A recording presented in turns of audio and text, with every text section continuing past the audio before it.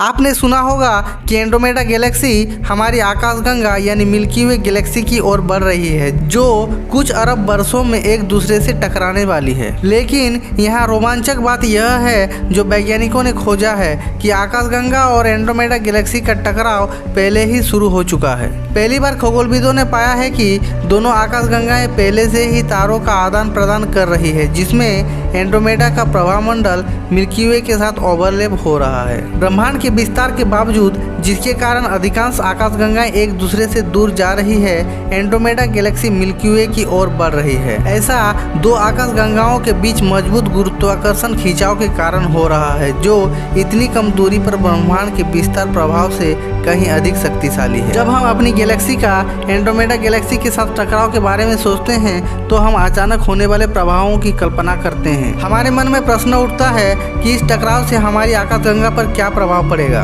क्या हमारी धरती, हमारा सूरज का अस्तित्व खत्म हो जाएगा? क्या हम मानवों का अस्तित्व खत्म हो जाएगा? हालांकि आकाशगंगाओं का टकराव अलग तरह का होता है। एंड्रोमेडा और मिल्की वे के आपस में टकराने का सबसे पहला सबूत हाइपर वेलोसिटी सितारे से मिलते हैं। ये हाइपर वेलोसिटी सितारे ब्रह्मांडीय धावकों की तरह है, जो इतनी तेजी से चलते हैं कि वे अपनी घरेलू आकाशगंगाओं के गुरुत्वाकर्षण खिंचाव से बच सकते हैं। ये हाइपर वेलोसिटी सितारे लगभग 1000 किलोमीटर प्रति सेकंड की रफ्तार से दूर चले जाते हैं। ये तारे मुख्य रूप से सुपरमासिव ब्लैक होल के साथ संपर्क करके इतनी उच्च गति प्राप्त करते हैं जो उन्हें अविश्वसनीय वेग से आकाशगंगा से बाहर फेंक सकते हैं। मिल्की वे में कुछ हाइपर वेलोसिटी सितारे हैं जो एंड्रोमेडा से हो सकते हैं। उनकी उत्पत्ति को समझने के लिए खगोलविदों ने सिमुलेशन चलाया और पाया कि इन सितारों का एक छोटा प्रतिशत वास्तव में मिल्की वे तक पहुंच सकता है, जो संकेत देता है कि आकाशगंगाओं के बीच तारों का आदान प्रदान शुरू हो गया था।